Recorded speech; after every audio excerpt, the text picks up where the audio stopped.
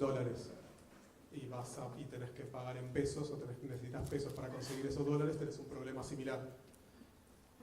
Lo ideal sería arreglar el peso en bitcoins para no tener los problemas de la fluctuación o dejar en claro cuándo vas a tomar la tasa de cambio.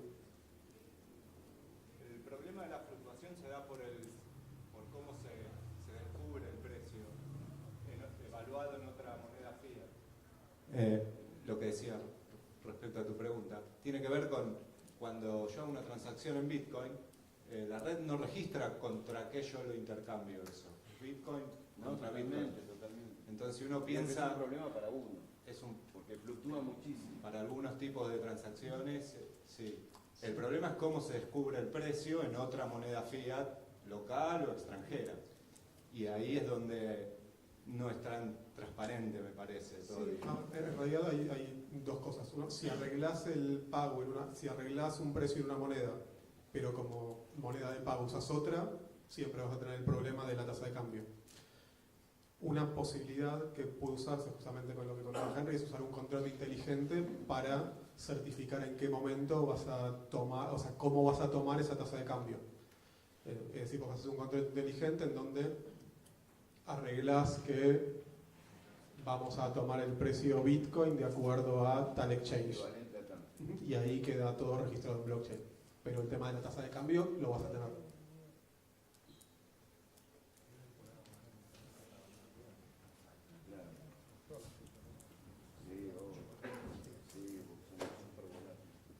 Como comentario, perdón, como usuario de Bitcoins, en general si arreglas un precio en otra cosa, arreglas, bueno, tomamos la tasa de cambio de Bitcoin a tal momento, en tal lado, y listo. A ver, no dudo que a futuro esto cambie, pero hoy por hoy la moneda de la transacción, lo más corriente, no es el Bitcoin. Seguramente en el futuro va a cambiar. Estamos en la etapa de adopción temprana. Nosotros, digamos, como Bitcoiner, a veces arreglas ciertos precios en Bitcoins. Ahora, si lo arreglas en dólares a pagar en Bitcoin, arreglas con cuándo vas a tomar la tasa de cambio. La verdad que PayPal puede aparecer. Bitcoin no lo vi en por ahora, no lo vi en ninguna opción de pago de esto que te digo. Perdón, ahí vamos. Sí, no le quito validez. No, diciendo que hoy por seguro, hoy estamos todavía en la etapa. Yo creo que yo me sorprendo, llevo un año acá en RSK, en este mundo, me sorprendo día a día todo lo que encontrás. O sea, no sé si saben, pueden comprar pasajes, pueden reservar sus vacaciones con Bitcoin, si uno quiere o no, si lo quiere pagar en pesos, no importa, podés pagar vuelos de avión hoy en Argentina, no te hablo ni Estados Unidos, ni Noruega, ni Estonia. Hoy en Argentina podemos comprar pasajes de avión en Bitcoin. Digo, no sé si sabían. Es impresionante la adopción, solamente que uno no sabe. O sea, me pasa a mí, o sea, todo el día me entero algo nuevo. De hecho, el otro día, una galería en Santa Fe, Junín, arreglo ropa, acepto Bitcoin. Pero hay un montón. Buenas tardes. Mi pregunta está relacionada a lo que comentaba sobre soluciones privadas basadas en tecnología blockchain. ¿Quién sería ahí los mineros? ¿Quién serían quienes validan esas transacciones? Porque creo que la idea estaba basada en que eran nodos independientes. Buena pregunta. Bitcoin es una red pública. RSK construye su solución sobre Bitcoin. RSK es una red pública. Apareció en las redes privadas hace un tiempo, hace un año tal vez, y creo que las instituciones financieras todavía no entienden que hay un solo Internet. No hay Internet público y uno privado. El home banking, el banco lo tiene donde yo tengo mi Instagram, donde Rubén tiene su Twitter. No hay dos Internet, uno más seguro y uno menos seguro. Pero tiene que ver con lo que decía recién Rubén, con una etapa temprana de adopción de la tecnología, y algunas ciertas industrias o negocios son más escépticos a compartir información. Entonces vamos a ver, yo estoy convencido que por los próximos años vamos a ver muchas implementaciones privadas, como decías vos, donde no hay mineros, donde esta solución privada son 4 computadoras en el fondo del banco o de la farmacia de mi tío. ¿Está bien? Esa es la descentralización que se da. Vimos que Bitcoin, su descentralización llega a 8.000 copias de esta blockchain, ¿sí? Este registro contable está en 8.000 computadoras. Con que se quede una viva, se caen 7.999, con que quede una viva, todos podemos reconstruir la historia de ese libro contable. En estas soluciones privadas que vos mencionás, la descentralización llega a 4 combos. O sea, es, llamémoslo si querés, una base de datos descentralizada, puede ser un SQL, puede ser un Access, puede ser un Excel, en 4 combos. Esa es la disponibilidad que se da. Nosotros las soluciones que construimos son sobre RSK en una red pública que creemos que es la red que tiene mayor adopción, que es la que tiene más segura, por esto que te digo.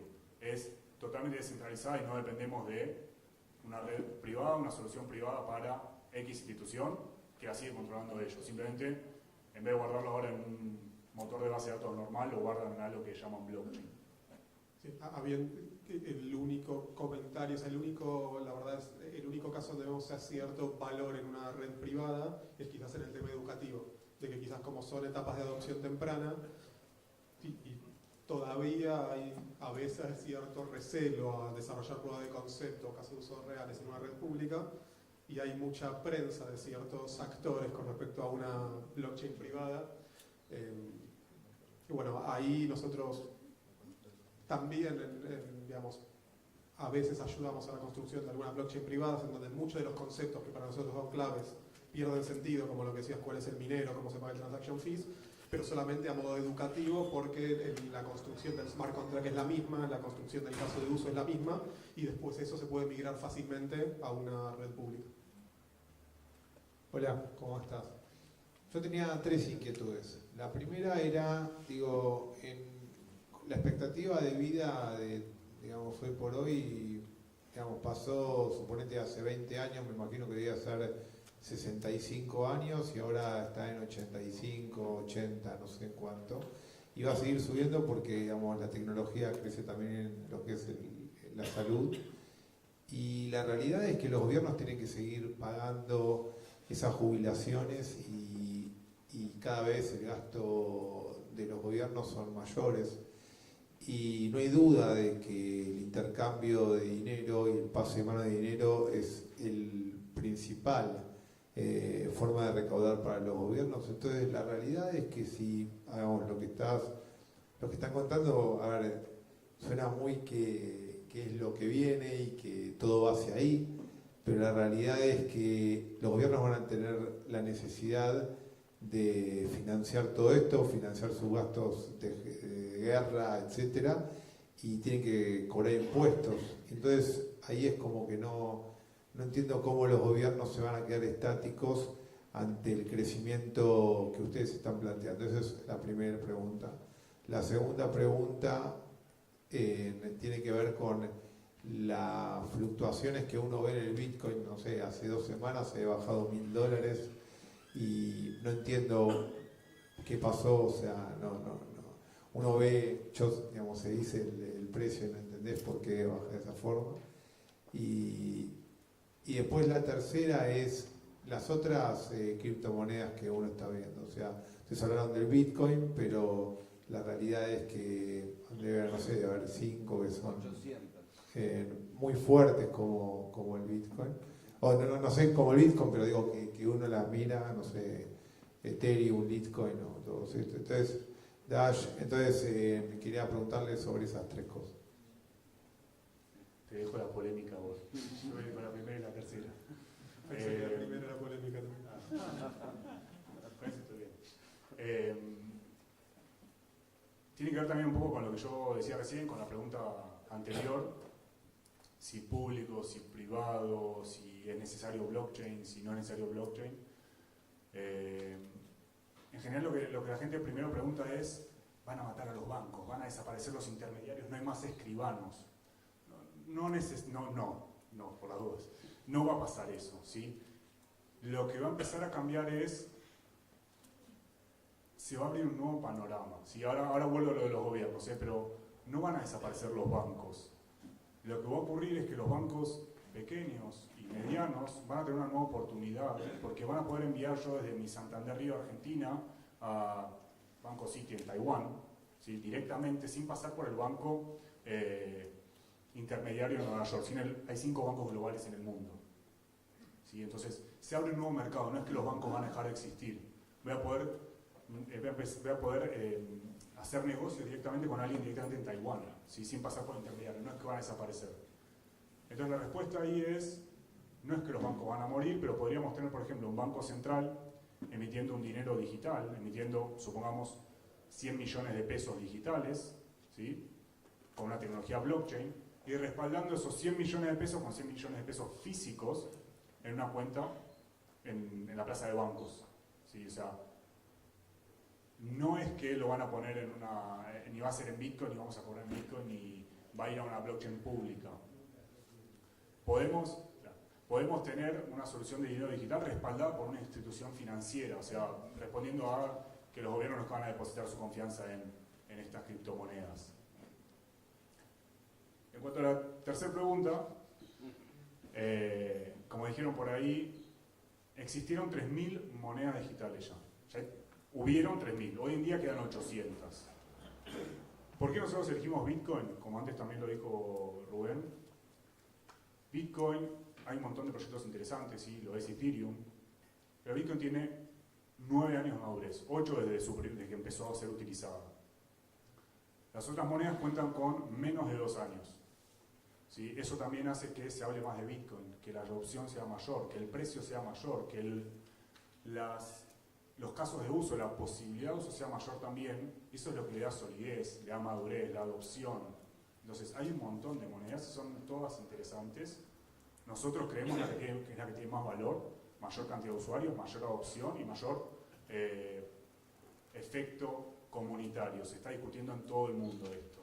Por eso vemos el valor y es lo que elegimos construir RSK sobre esta red, que es la red de Bitcoin. La polémica era la del precio del Bitcoin. Obviamente no tengo la verdad en el tema, estoy bastante lejos de tener la verdad en cuanto al precio del Bitcoin, pero lo que pasó 2 semanas atrás fue que China decidió prohibir a los exchanges en China, que son básicamente las casas de cambio que permitían a los chinos, que es uno de los principales mercados en criptomonedas, tradear en bitcoins y en criptomonedas. Eso generó bastante miedo por la campaña e hizo que mucha gente que había comprado bitcoins, también motivados por el componente especulativo grande que tuvo desde principio de año, se asuste y empiece a vender sus bitcoins. Entonces yo creo que esa fue la principal razón que hizo que hace 2 semanas baje el precio. Una vez que eso un poco se purgó, bajó el susto de que generaron las noticias, el Bitcoin volvió a su valor normal. Mucha gente de la que cree realmente en el valor de la tecnología blockchain y en el tener una moneda centralizada consideró que era una gran oportunidad para comprar bitcoins baratos y ahí se recuperó el precio. Al mismo tiempo estaba lo de China y estaba que el presidente de JP Morgan dijo que Bitcoin era un fraude, entonces las dos cosas generaron un poco de miedo mediático e hizo mover mucho lo que es el componente netamente especulativo. Y después, cuando se vieron algunas cosas, como que gente de JP Morgan había comprado bitcoins baratos, empezó a recuperarse el precio. Perdón, hace 3-4 meses cuando Japón sale y dice lo empiezo a aceptar como medio de pago válido, entonces dice, bueno, todos los comercios aceptan Visa, Master y Bitcoin, el precio se dispara. Son medidas que lo que hacen tienen un componente especulativo, por supuesto, pero tienen impacto también a nivel comercial. Japón lo empieza a aceptar como de pago, India también. Son cosas que hacen que siga creciendo la adopción y evolución. Todas esas cosas impactan directamente en el precio porque la gente ve el valor. Hola, ¿qué tal? Buenas noches. Hace unos años hubo un evento, una desaparición de un valor muy grande en bitcoins. ¿Puedes comentar algo sobre eso? Sí, en realidad lo que hubo hubo varios eventos de hacking. Confianza un poco. Lo de Empty.Go, supongo que estás hablando del 2013 probablemente. Sí, lo que pasó ahí fue que uno de los exchanges más grandes del mundo en ese momento cometió fraude básicamente y se robó una cantidad de bitcoins. Eso hizo en su momento que el precio también, que baje y después con el tiempo se fue recuperando. En mi forma de ver las cosas, lo que fueron mostrando estas cosas es sobre la antifragilidad de lo que es el ecosistema Bitcoin. Cada vez que sucedió uno de estos eventos, siempre el sistema se recuperó y se hizo más fuerte. Entonces, había un exchange que centralizaba bastante, bueno, sacado eso y era nocivo para el sistema, sacado eso, el sistema se recuperó de una manera mucho más descentralizada y más fuerte. Y creo que eso es parte de lo que vemos hoy en día. Y un comentario, sí, para aclarar es, lo que fue, no es que desapareció una cantidad de Bitcoin, sino que había una empresa que funcionaba como casa de cambio de Bitcoin, y lo que desapareció fue la empresa. Es esto de, yo comentaba sobre la importancia de uno administrar sus propias claves privadas. Si uno administra sus claves privadas, o sea, la llave de las cajas, el Bitcoin no va a desaparecer nunca. Va a estar siempre ahí a disposición en la blockchain para que uno lo use. Si uno delega la administración de las claves a una empresa, tiene el riesgo de fraude, de desaparición o de quiebra de la empresa.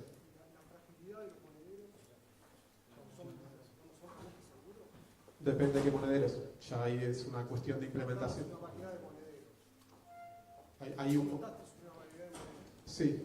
Bueno, a ver, ahí también eso es importante que lo sepan como usuarios en general. La forma más segura de almacenar los bitcoins es lo que se llama una hardware wallet.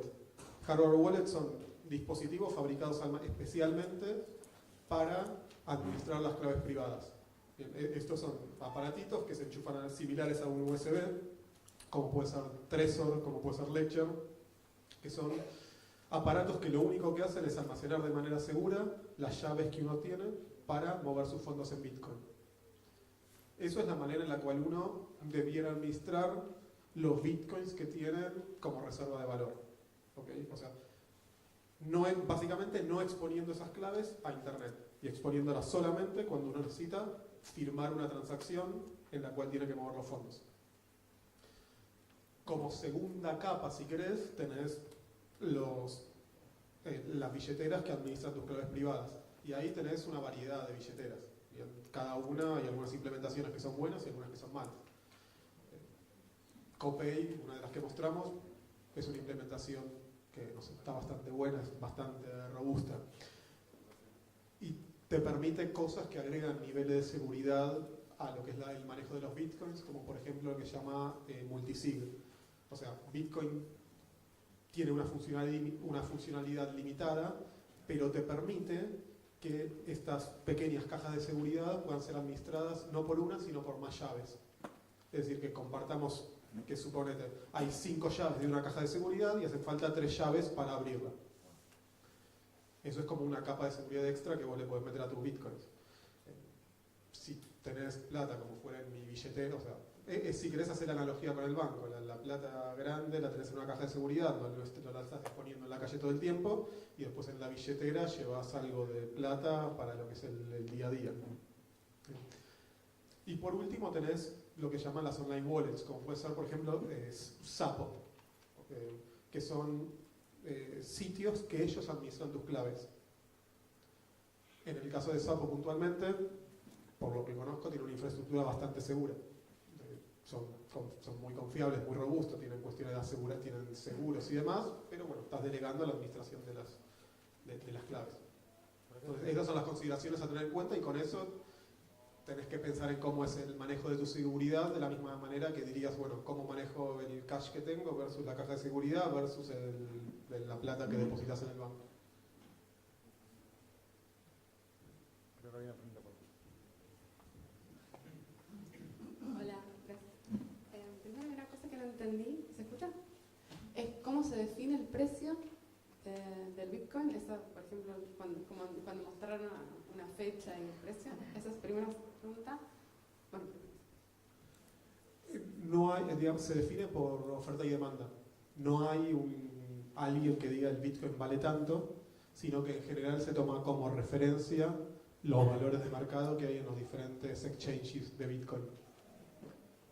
Hay, hay diferentes casas de cambio donde hay ofertas, yo quiero vender Bitcoins, entonces pongo una orden de venta de Bitcoins, otra persona, y digo por cuánto estoy dispuesto a pagar por esos Bitcoins, y hay gente que pone órdenes que dice cuánto está dispuesto a a cobrar por los bitcoins que quiere vender. Y de eso se hace la mezcla del mercado y a partir de eso hay valores de referencia. En general los valores de referencia que se toman son los valores de referencia de los principales exchanges y muchas veces se hace un promedio de los valores de los distintos exchanges. ¿Y quién hace ese promedio? O sea, ahí sí que hay un factor, hay alguien que está... Hay robots, digamos, y software que toma la información de los diferentes exchanges. Lo que tiene de bueno la blockchain es que vos, estos exchanges, digamos, son casas reguladas, publican la mayoría de su información y las órdenes, algunas de las órdenes están en blockchain, otras no, pero en general se usan como referencias. Y la otra pregunta es sobre el blockchain, la tecnología en sí. Vos hablaste como de un problema matemático, ¿no? Pero ¿quién genera los enunciados, digamos? ¿Qué genera los enunciados? Calculo, ¿no? ¿Será un...? Sí, no, en realidad es un... Bueno, me voy a poner un poco más técnico, digamos, pero se trata de resolver, digamos, un hash en función de un montón de datos, es decir, se trata de deducir un número a partir de un montón de datos que tiene que estar por debajo de un umbral. Bien, esa función tiene un componente aleatorio, porque depende de las transacciones de entrada, cierta información del bloque anterior y depende y recibe como input esa función un número X y en función de eso el resultado que tiene que ser menor a un umbral. Bien, el resultado, el hash que da la función en función de todos esos datos depende de ese valor aleatorio que uno le mete a la función. Entonces vos básicamente vas probando con un montón de números hasta ver que el hash que te dé abajo del umbral. Entonces como dijéramos que la solución no existe hasta que no la calculás. Exacto. Pero ¿hay alguna manera de hackearlo? O sea, por ejemplo, si es un número primo